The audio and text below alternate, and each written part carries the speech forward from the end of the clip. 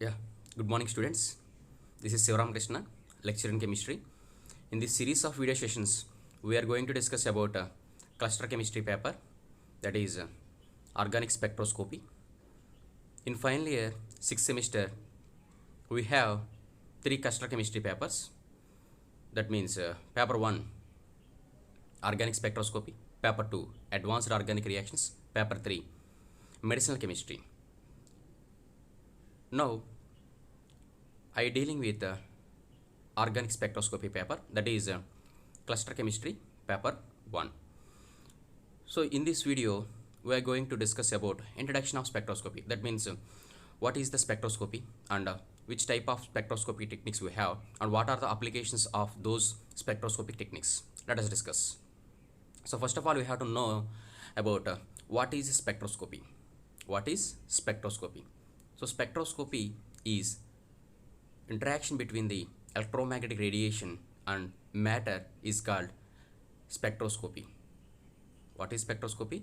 Spectroscopy is nothing but interaction between the electromagnetic radiation and matter. If the matter is organic compound, then it is said to be organic spectroscopy. Here in spectroscopic technique, the matter is interacted with electromagnetic radiation. Electromagnetic radiation. So we know about electromagnetic radiation. So what is electromagnetic radiation? The radiation which contains both electric field vector and magnetic field vector are called electromagnetic radiations. What is electromagnetic radiation? Electromagnetic radiation is nothing but the radiation which contains both electric field vector and magnetic field vector is called electromagnetic radiation. Here we have different types of electromagnetic radiation. Already we know that X-rays, gamma rays, UV, visible, IR, infrared, radio wave, television, all these radiations are electromagnetic radiations. So all these electromagnetic radiations are arranged in a systematic manner. All the electromagnetic radiations are arranged in a systematic manner. Then it is called electromagnetic spectrum. It is called electromagnetic spectrum, EMS. So what is electromagnetic spectrum? The arrangement of all electromagnetic radiations with increasing their wavelength or decreasing their energy is called electromagnetic spectrum. Here we have different types of electromagnetic radiations. One is X-rays, gamma rays, cosmic rays, ultraviolet visible radiations, and IR radiations, microwave, radio wave, television rays. So these are the different electromagnetic radiations. So what is electromagnetic spectrum? Electromagnetic spectrum is nothing but the arrangement of all electromagnetic radiations with increasing their wavelength or decreasing their energy. So let us see the electromagnetic spectrum. So in the electromagnetic spectrum, all electromagnetic radiations are arranged in a increasing wavelength or decreasing their energy. That means that is represented by using a simple wave like this. So from top to bottom you have to observe change in wavelength. What is wavelength? It is the distance between the two adjacent crusts or two adjacent troughs in a wave is called wavelength. For example, if you have to observe at this point, the wavelength of this point is very low, and we have to determine the wavelength between these two waves, then it is somewhat higher than this. So what is electromagnetic spectrum? Arrangement of all electromagnetic radiations with increasing their wavelength or decreasing their energy. That means here we have in the top of the electromagnetic spectrum we have cosmic rays, gamma rays, X-rays, UV visible, IR, and microwave, and followed by radio wave. At the top of the electromagnetic spectrum, we have cosmic rays, gamma rays, and X-rays. That means the energy of cosmic rays, gamma rays, and X-rays will be very, very high when compared to ultraviolet visible radiation, infrared radiation, microwave radiation, and radio wave radiation. So the arrangement of all these electromagnetic radiations based on their wavelength or energy. So from top to bottom, the wavelength will be increases. That means the energy will be decreases, because E is equal to hc by lambda. That means the energy is inversely proportional to wavelength. That means if the energy will be increases, then wavelength will be very, very low. If the energy will be low, then the wavelength is very, very high. That is why in electromagnetic spectrum, cosmic rays having high energy and lowest wavelength, and radio waves having least energy and highest wavelength. So arrangement of all these electromagnetic radiations with a systematic manner, that means with increasing the wavelength or decreasing their energy, is called electromagnetic spectrum. Why we have to discuss about electromagnetic spectrum? Because in next session, that means in the next point, we are going to discuss about what are the different types of spectroscopic techniques we have, and what was the principle involved in the spectroscopic techniques. So in that case, this electromagnetic spectrum can be useful. So that is why I am discussing about electromagnetic spectrum. So let us see what is. I already said that definition of spectroscopy. Here the spectroscopy is the study of interaction of electromagnetic radiation in all its forms with matter. The interaction might give rise to electronic excitations or molecular vibrations or nuclear spin orientations. Thus spectroscopy is the science of interaction of energy in the form of electromagnetic radiation. So already I discussed these points. Here we have to know about a few things about some important terminologies in spectroscopy, that is that spectrometry. So what is spectrometry?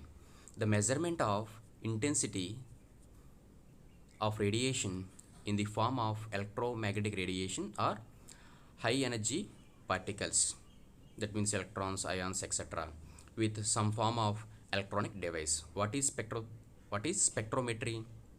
Here the measurement of intensity of radiation in the form of electromagnetic radiation or high energy particles.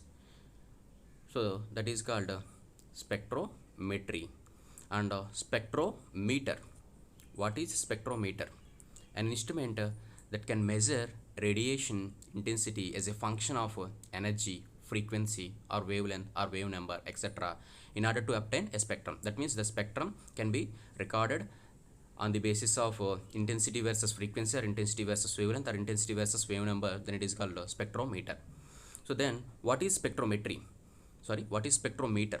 The spectrometer is nothing but a spectrometer that uses a photon detector to measure the ratio of radiant power incident on the emergent power from a sample of matter as a function of photon wavelength, frequency, wave number, or energy is called spectrophotometer.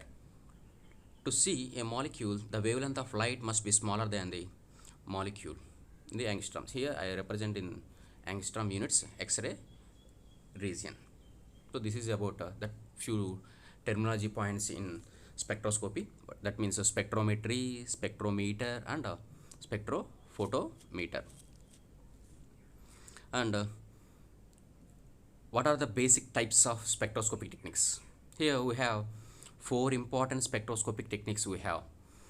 Those are one is mass spectrometry, and another one is ultraviolet visible spectroscopy, another one is infrared spectroscopy, and final one is nuclear magnetic resonance spectroscopy. So let us discuss about all these spectroscopic techniques and the applications of these spectroscopic techniques and their principles in a simple manner. So the first spectroscopic technique is mass spectrometry. In this mass spectrometry, you have to determine the molecular weights of an organic compound, and then molecular formulas can be obtained from the molecular weights. So here the importance of mass spectrometry is to determine the molecular formula of an organic compound and which moieties are present in our organic molecule. So that is the importance of mass spectrometry. And after discussing these things, we are going to uh, discuss about the principles of these spectroscopic techniques in detail. So ultraviolet visible spectroscopy. Here the absorption of its relative high energy light causes electronic excitations. And in infrared spectroscopy, absorption of this lower energy radiation causes vibrational and rotational excitations. And in nuclear magnetic resonance spectroscopy, that is nothing but NMR spectroscopy, absorption in low energy radio frequency part of the spectrum causes excitation of nuclear spin states. NMR spectrometers are used tuned to certain nuclei, for example hydrogen nuclei, acetate nuclei, or fluorine 19, or phosphorus 31, or 19, nitrogen 15, or boron 10, or boron 11. So we have to determine, or we have to get the different spectra for different elements in NMR spectroscopy. So all these spectroscopic techniques, NMR is the most important and common very useful technique to determine the structure of an organic compound. So let us discuss the principles of each and every spectroscopic technique in the video. Yeah, students, let us discuss the principles involved in different spectroscopic techniques. We have four important spectroscopic techniques. One is ultraviolet visible spectroscopy, and another one is IR spectroscopy, and third one is nuclear magnetic resonance spectroscopy, and fourth one is mass spectroscopy. Let's discuss in detail about the principles and the applications of each spectroscopic technique. So here we have in UV visible spectroscopy technique.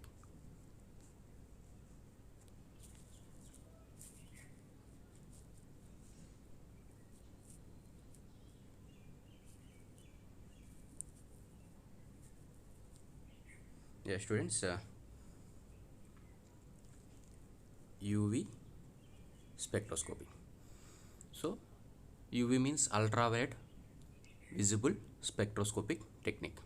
So what is the principle involved in ultraviolet visible spectroscopy? The principle involved in ultraviolet visible spectroscopy is electromagnetic radiation from ultraviolet visible region is made to fall on organic compound, then it is undergo transition from one electronic level to another electronic level, then it produces a spectrum. So in all spectroscopic technique we get a signals. The signals are corresponding to different transition in organic molecule. In ultraviolet visible spectroscopy, what is the principle? Electromagnetic radiation from ultraviolet visible region is made to fall on organic compound, then it is undergo transition from one electronic level to another electronic level. So due to this electronic transition, we get one spectrum that is called ultraviolet visible spectrum or electronic spectrum. So what is the application? Before going to discuss the application of ultraviolet visible spectroscopy, we have to know some points about a molecule. So every organic molecule should contain three important energy levels. One is electronic level, another one is vibration level, and third one is rotation level. So every organic molecule should contain usually four types of energy levels. That is called fourth energy level is called translation energy level, but those are not degenerate states. That is, so those are not having different energies. So here we have exclude that translational energies. So every organic molecule having three energies. One is electronic energy levels. This is E1 and this is E2, and vibration levels are in terms associated with these electronic levels. This means this is V1, V2, V3, V4, and again these vibration levels are associated with rotation levels R1, R2, R3, R4. So the energy of the total molecule can be determined on the basis of total amount of energy of electronic level, total amount of energy, that means the total energy of molecule is equal to electronic energy level plus vibrational energy plus rotational energy plus translational energy. So we can get the total amount of energy. So every molecule should contains electronic levels, vibration levels, and rotation levels. Electronic levels are associated with rotation levels, vibration levels, and vibration levels are associated with rotation levels. Here, what is the principle involved in UV? In UV, electromagnetic radiation from ultraviolet visible region is made to fall an organic compound. Then it is undergo transition from one electronic level to another electronic level. One electronic level to another electronic level. So here, in molecule, if you have to interact ultraviolet visible radiation, then it is undergo transition from one electronic level to another electronic level. So because of this transition, we get one spectrum or one band in ultraviolet. Usual ultraviolet visible absorption signal is a band but not a signal. That is some other we can discuss in detail in ultraviolet visible spectroscopy about the signal width. Here, what is the application of ultraviolet visible spectroscopy or electronic spectroscopy? So the important application of ultraviolet visible spectroscopy is based on ultraviolet visible spectroscopy, we can determine the presence of chromophoric group present in the organic molecule. So what is meant by chromophore? You already discussed, you already studied in your earlier classes, that means in your second year, third semester or fourth semester, I think we have a spectroscopic, you already studied about spectroscopic techniques, and we have a concept in ultraviolet visible spectroscopy, that is chromophore. What is chromophore? The compound which is undergo electronic transitions. That means it exhibit a signal at ultraviolet visible region. Any organic compound which absorbs light radiation from ultraviolet visible region, it is said to be chromophore. So chromophore means it absorbs light radiation from ultraviolet visible region. So if any molecule exhibits ultraviolet visible spectrum, then definitely we can say that definitely consists of at least one chromophoric group. The usually chromophoric groups are said to be multiple bond systems. That means carbon-carbon double bonds, or carbon-carbon triple bonds, or carbon-oxygen double bonds, or aromatic benzene rings. These are usually said to be chromophores, and these chromophores are again classified into some other different ways. So this is detailed. We are discussed in detail in ultraviolet visible spectroscopy. So this is the principle and application of ultraviolet visible spectroscopy. What is the principle involved in ultraviolet visible spectroscopy? In ultraviolet visible spectroscopy, electromagnetic radiation electromagnetic radiation from ultraviolet visible region is made to fall on organic compound. Then it is undergo transition from one electronic level to another electronic level. So due to this electronic level, it exhibits electronic spectrum. So based on the electronic spectrum, we can determine the presence of which chromophoric group is present on organic molecule. This is about a principle and application of ultraviolet visible spectroscopy. The next concept is IR spectroscopy. So IR means infrared spectroscopy. IR means infrared spectroscopy. Infrared spectroscopy is nothing but what is the principle involved in infrared spectroscopy? Here in infrared spectroscopy, the electromagnetic radiation is from IR region is made to fall on organic compound. Then it is undergo transition from one vibration level to another vibration level. In ultraviolet, what we have to done? Electromagnetic radiation from UV region, but here we have to take electromagnetic radiation from IR region is made to fall on organic compound. Then it is undergo transition from one vibration level to another vibration level. But in UV visible spectroscopy, the electromagnetic radiation from UV visible region is made to fall on organic compound. Then it is undergo transition from one electronic level to another electronic level. Already I said that every molecule should be having electronic levels, vibration levels, and rotation levels. If the molecule is interacted with IR radiation, then in that molecule we have to observe vibrational transition. So due to this vibrational transition, the bonds between the molecule, that means if the molecule having for example, if we have to take ethane CH3, in the CH3 molecule we have two types of bonds. One is CH bond, another one is the CC single bond. That means carbon-carbon single bond and carbon-hydrogen single bond. So if any molecule undergo vibrational transition, then the bonds between the two atoms undergo either stretching or bending. So based on that bending vibration frequency or stretching vibration frequency, you can determine which functional group present in the organic molecule. So what is the principle involved in IR spectroscopy? If anyone asks what is the principle about infrared spectroscopy, then we can say that by using IR spectroscopy, we can determine the functional group present in the organic molecule. So how can you determine the functional group present in organic molecule?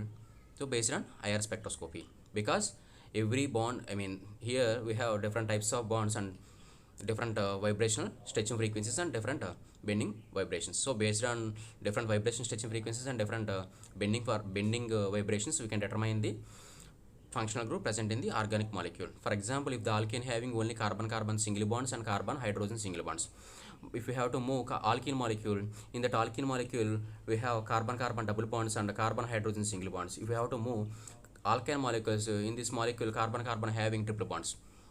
In alkane molecule, carbon-carbon single bond having different stretching frequency when compared to carbon-carbon double bond and carbon-carbon triple bond. So here the bonds between the atoms will be changes from one functional group to another functional group, so that based on this information you can determine the functional groups present in the organic molecule. This is the very important spectroscopic technique to determine the functional groups present in the organic molecule. So the principle and the application of IR is very important. Now I can move into the third spectroscopic technique, that is NMR. What is NMR? What is mean by NMR? NMR means nuclear magnetic resonance spectroscopy. Nuclear magnetic resonance spectroscopy. So nuclear magnetic resonance spectroscopy is very important tool to determine the organic structure, and compared to other spectroscopic technique, NMR and mass spectrometry having some weightage, more weightage than other spectroscopic techniques. What is the principle involved in NMR spectroscopy? Here in NMR spectroscopy, an electromagnetic radiation from radio wave region. Here the electromagnetic radiation is taken from radio wave region, is made to fall on organic compound. It is already present in magnetic field. That means here first the organic compound is placed in external magnetic field, then we have to pass radio frequency, then it is undergo transition from one nuclear spin state to, this is very important, one nuclear spin state to another nuclear spin state. In ultraviolet visible spectroscopy and IR spectroscopy and microwave spectroscopy, the molecule undergo transition from one electronic level to another electronic level, one vibration level to another vibration level. But in microwave spectroscopy, we cannot discuss here.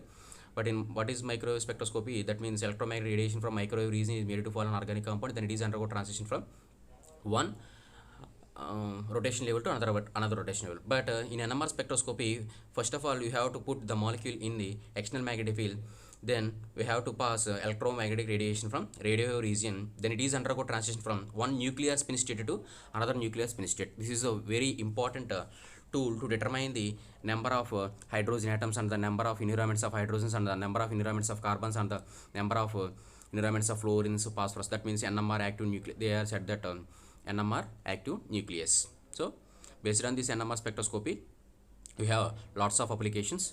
So these applications of NMR spectroscopy is determined in the next video session, because in organic spectroscopy paper we have 5 units, and the first unit name is nuclear magnetic resonance spectroscopy, and the second unit is also the continuation of nuclear magnetic resonance spectroscopy. That means we have 2 nuclear magnetic resonance spectroscopy concepts. So that is why I discuss the application in detail in the next video session, so that I skip here. So I can move to fourth spectroscopic technique, that is mass spectroscopy. So in mass spectroscopy, this mass spectroscopy principle is completely different from IR, UV, microwave and NMR.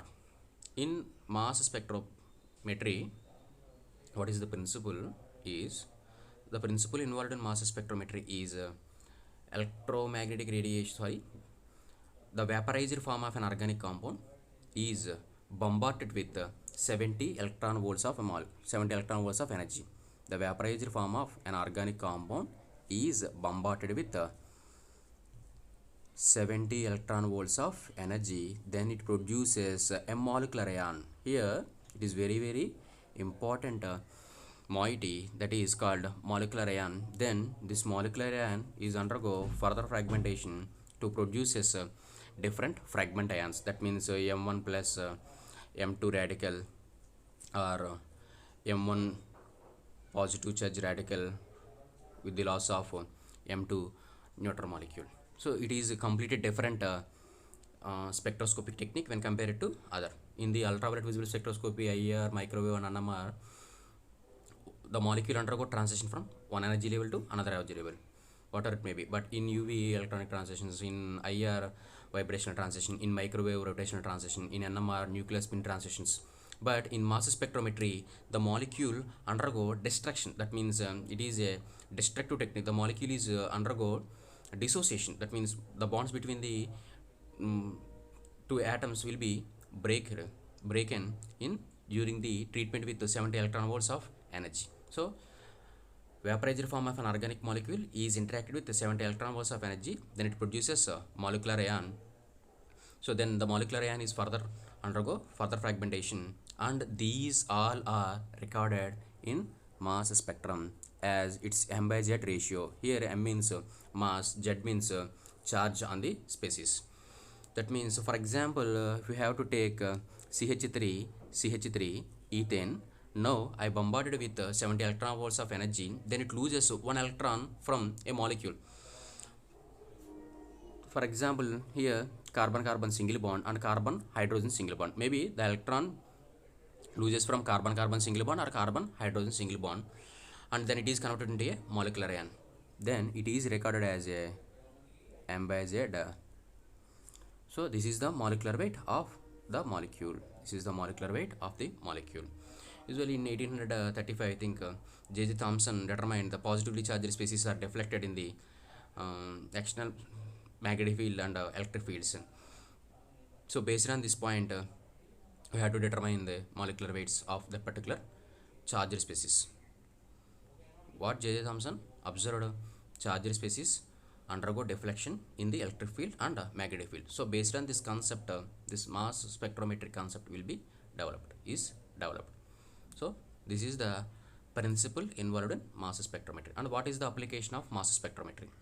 So the application of mass spectrometry is by using the M by Z values, that means the moiety is obtained from the mass spectrum, you can determine which moiety present in our organic molecule. That means, for example, if you have to get a signal at M by Z is equal to 15, that means definitely the molecule should contain the CH3 group. And if the molecule exhibits a peak at M by Z is equal to 43, that means this 43 M by Z may be due to the presence of CH3 C double bonded group in our organic molecule, or CH3 CH2 propyl group CH2 is present in organic molecule. So both the M by Z groups, so both the moieties are having M by Z is equal to 43, and if the molecule exhibits a peak at M by Z is equal to 7, that means the molecule having one benzene nucleus like this. So based on these M by Z values, we can determine the moiety is present in the organic molecule. So this is the principle and application of mass spectrometry. So what is the importance of spectroscopy? Here we discussed about what is the principle and what is the application of different spectroscopic technique. So by combining all these spectroscopic informations, that means ultraviolet visible spectroscopy, IR spectroscopy, and mass spectrometry and NMR spectrometry, we can determine the structure of an organic compound in a detailed manner. So what is the final application of spectroscopy? So spectroscopy is an important tool to determine the structure of an organic compound in detail. That means in sometimes we can also determine the geometrical isomer, or that means the stereochemistry of an organic molecule based on their corresponding deformations and coupling constant values in NMR. So this is the application and importance of spectroscopic techniques. So this is the introduction class of our organic spectroscopy paper. So in the next series of videos, we are going to discuss about our syllabus that is given in the university syllabus paper. Thank you.